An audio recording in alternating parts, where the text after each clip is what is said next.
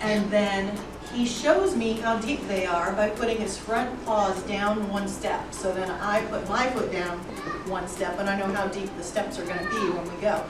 Because that's called a height change. And when you can't see, or if your eyes don't work right,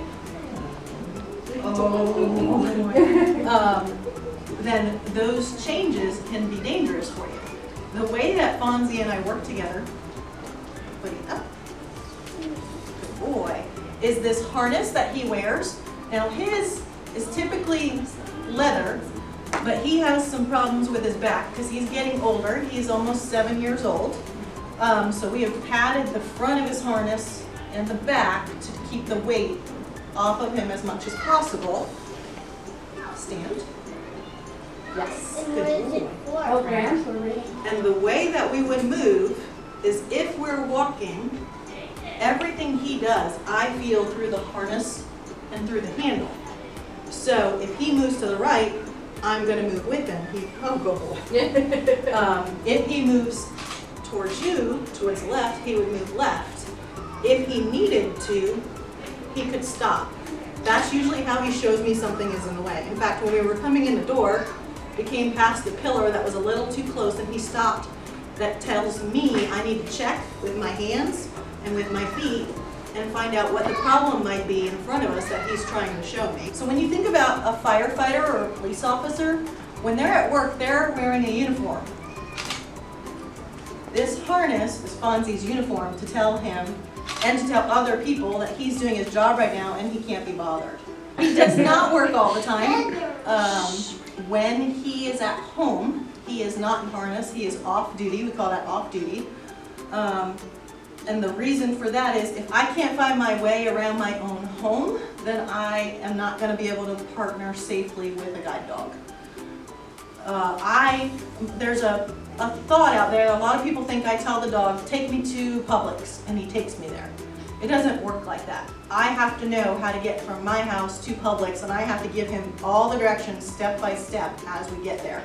The same way that you learn any new skill. So he has plenty, probably his day is more not working than working. Trey can tell you that at our office, when I am working, he has 2 comfy dog beds and he has a bowl full of ice, and he does not wear the harness there because he is off duty at work unless we need to leave the building, in which case I can put his harness on and then he does know the difference between working and not working. And when you meet a guide dog, you need to pretend it's invisible. It's just not there. And the reason is you don't want to do anything that distracts the dog because the dog is keeping the person safe.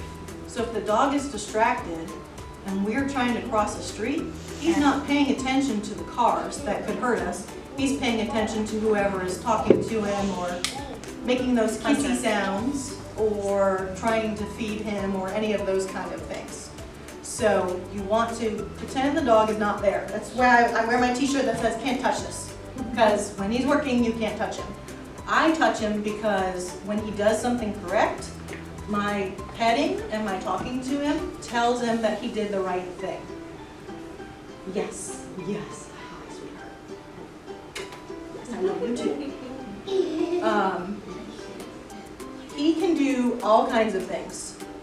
He has 50 plus commands that he knew before I went and trained with him for 2 weeks and we became a team. And I have ways of teaching him all kinds of new things. So now when we go in Publix, we can go from the front door and I can tell him, find the iced tea, and he'll take me straight to my preferred iced tea. I don't know how he picks out the color of the bottle, but he gets me to the right place. He can find the bananas for me. Because those are also a treat for him, and he likes them. He gets one every morning. He can find my cereal. I think that was just a matter of we just went to that particular spot in the cereal aisle so many times. He learned that spot was where we stopped. And then I named it and told him, okay, go find the cereal. So we can work our way through the grocery store and all kind of other places.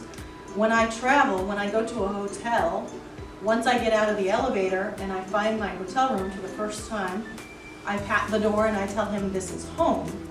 And then he can take me back home the whole time we're in that hotel. As long as I get out of the right floor on the elevator. Again, I have to know where I am. Hush, sweetheart.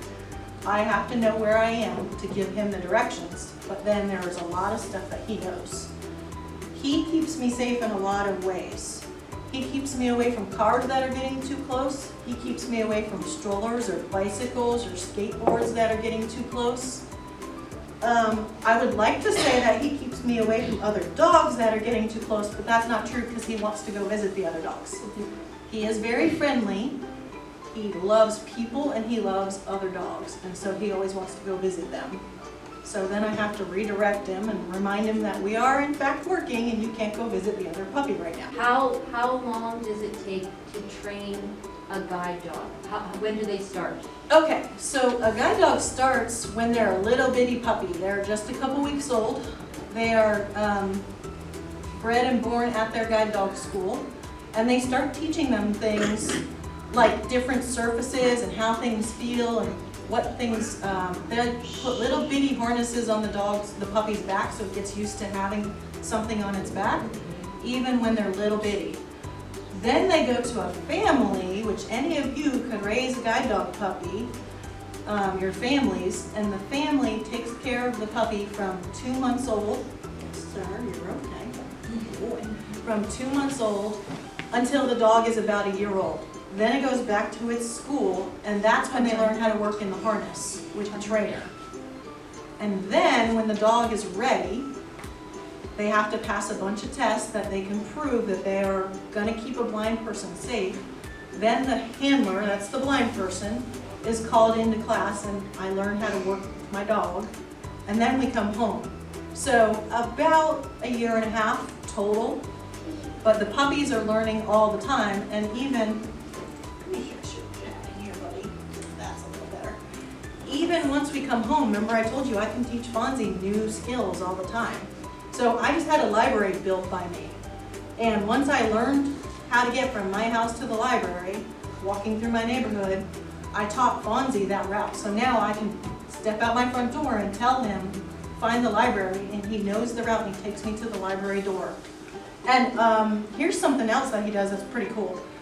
When we get to a door, he shows me it's a door because he puts his nose, if the doorknob is up here, he puts his head right there so that I can put my hand on his head and go straight up and find the door handle. He does the same thing with elevator, the button you gotta press to get the elevator to open. He'll put his head where it is so that I can put my hand on his head and go straight up the wall till I find the elevator button and press it. He can't help with all those buttons in the elevator though. Those I have to know. The most common breeds that they use for guide dogs tend to be labs. Fonzi is a black lab. He is not a golden retriever, even though he does have very fluffy fur. Golden retrievers are also used. Mixes between those two breeds can be used. German shepherds. And then for people with allergies, it's okay.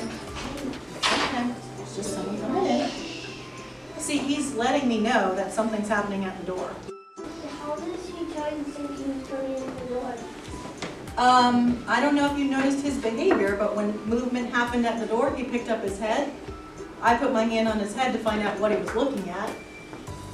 And then I realized I could hear stuff at the door too. So we kind of work as a team. Let me ask you guys a question. When you need to turn right, you just turn right, right? Or if you need to turn left, you just turn to the left and you're good, right? Fonzi knows 6 different kinds of left turns and right turns.